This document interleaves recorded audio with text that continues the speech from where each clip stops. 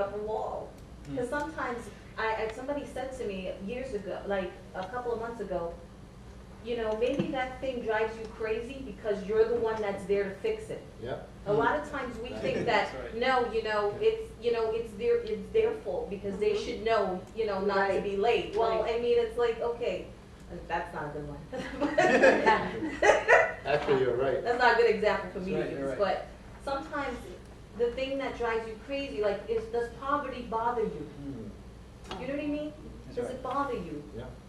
What are you gonna do about it? That's right. That's right. You know, and so I'm trying to work on myself, on my self-development and say, okay, you know what, a lot of the things that bother me end up being my weakness. Yeah. Because instead of turning them for positive, Yeah. I turn them into frustration and anger and everything. And really, what I'm supposed to do is I'm supposed to say, this bothers me because I have the power to change it. Whether it's by modeling the right behavior or coming up with creative solutions. And all around, it's a win-win situation. I know somebody that says those words also. You're exactly right. You know, there's a good book you should read. What you're talking about really ties into your purpose. You know, one way to think about it is, you know, sometimes start with purpose. Why were you created? What are you here to do? Right. Then vision. What do you want to be in the context of your purpose? And then mission. What do I do to realize my vision? And there's a good book to read. It's a real small paperback. It's called I Wrote This Book on Purpose, so you can find yours. And it's by Dr. John Stanko. He comes to our church every year, and he's really great. You can get. He's got a website. What's his website called? PurposeQuest.com. PurposeQuest.com. Yeah, I was gonna bring that book too. Yeah, because he's got a little thing he sends out every Monday, an email. It's free. It's called the Monday Memo. Monday Memo talks about purpose. That's right. But what you're talking about, he talks about that too. The thing that really drives you up the wall, the thing that really irks you, the thing that everybody points to you, you're the one they always want to fix it, although you hate it. That is an indication of why you were created. You were created to fix that thing. That's right. That's right. So you need to start writing down words about what you want to include in your mission. To start it off. You might not have the sentence, the paragraph written as yet, but you need to start putting down words and start looking at those words as it relates to your mission and your purpose. I didn't talk about purpose that much, but I really feel that your mission is a part of your purpose also. Also, I tell people once again that your mission statement should probably be a paragraph, only not a 500-word essay. It should be a paragraph, all right? So you can look at it every single day and you don't read a whole news article, all right? And also it should be something that you should look at. Maybe it's on your computer. Maybe it pops up on your computer screen or your BlackBerry or your telephone.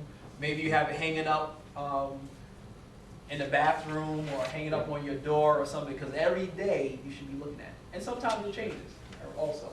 I'm not going to go really into vision, but you can go to the next slide. But I just want to talk about this vision. It's the ability to imagine different and better conditions and the ways to achieve them. It's a way of looking into the future. And what I usually tell people, vision also has some underlying goals to them. And you should have goals for yourself also. Just like a company comes to you and says, listen, the next 5 years, this is what we're working on. You need to say to yourself, the next 5 years, I need to be working on X, Y, Z. Because I see a better way of doing things for myself. I see certain things in the future that I can achieve. And they should be broken down to maybe 1, 5, and 10-year goals. All right? Like I was just looking last week on goals I wrote down in, I think, 2000. And I told my wife, I said, man, I am so upset.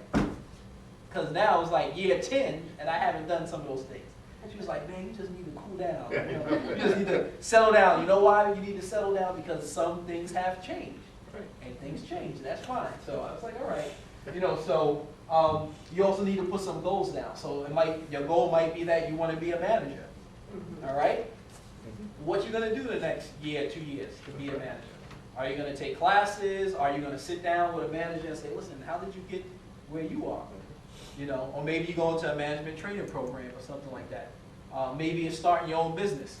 You need to save up some money. You need to take some classes. Maybe you want to fix things, like you were saying. You know, all these things are crazy around me. You know, that's how I am. And, you know, my department, I'm like, listen, man, this stuff is out of order, and I can't take it anymore. And here's the project or the program I developed, and we need to run with it. And these are the reasons why. All right? Next slide. All right. Also, I tell people, include a slogan for yourself. All right? Nike has what? Just do it? He keeps going and going. What's that? Yeah. The Energizer, right? Battery. And I have a slogan for myself. I just don't talk about changing the world, I do it. All right? I just don't talk about it. You know, I do it. Somebody says, listen, we got to go and feed some kids. I'm not going to sit and be like, all right, let's devise a plan for a whole year. No, I'm going to say, let's go feed the kids. My wife tells me I'm a little bit crazy sometimes, but I said, listen, I'm tired of meetings. Come You on. know, I'm tired. You know, we could meet here for years and years, but I'm saying, listen, after a while we gotta do something. That's how your kids will be dead. Right? That's how your kids. That's what I'm saying. And my wife say, oh, you know, you just do things. You know, I don't like it sometimes. I said, listen, man, you know, I understand it wasn't right fully, but guess what? We made an impact. We tried. At least we can say we tried. You know, That's G-Tech would have never been started, right? If they didn't try. You know, That's what I Lifespan would have meant. never been Yeah. started if they didn't try. That's what I meant by enjoying just the process.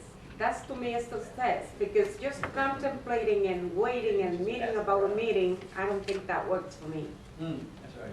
Listen, I love meetings, but I love doing stuff too. I'm serious. You know, I'm a person. I go to a meeting and I'm writing down notes about what we're gonna do about it. Not about, all right, let's put some memos together and send them out. Yeah. That's who I am. You know? I got it. So make some things happen. All right. Resources, and I'm passing them around as we do a Q&A. What matters most? I talked about it already. It's Your Call by Lawrence Powell is a good book about purpose, and also The Purpose Driven Life by Rick Warren. Has anybody read that book before? 1, 2, right? Excellent. That's a good book. They also have a journal with it also. But get some resources. Start reading on some books, because once you, especially journals, if you start writing stuff down, will help you out to get you a little bit more focused. Because believe you me, I want everybody to wake up every day and say, listen, this is what I'm doing every single day. Every single day. That's what I want people to do. I want people to be upset when somebody calls them and says, listen, I need you to do, and then you say, listen, that's not my purpose.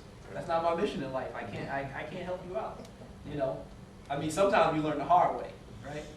Sometimes, like for instance, I got a call and from people and say, listen, I want you for this job, right? They called me twice, and I knew that wasn't the right thing for me. You know, I'm so glad they told me, Karriem, you know what? You're not the right person for this job. You know, so I'm glad, because I would have told them the same thing. I said, I'm not the right person. You know, and once you know your mission in life, then you can make decisions and say, well, that's not what I really want to do. Or if the opportunity comes up to you where somebody's asking you to do certain things, like, no, I don't want to travel around the world. That's not, no. You know, I don't want to make a lot of money. I want to give money away. I don't want to make money. You know, how many people want to give money away, except for Julian?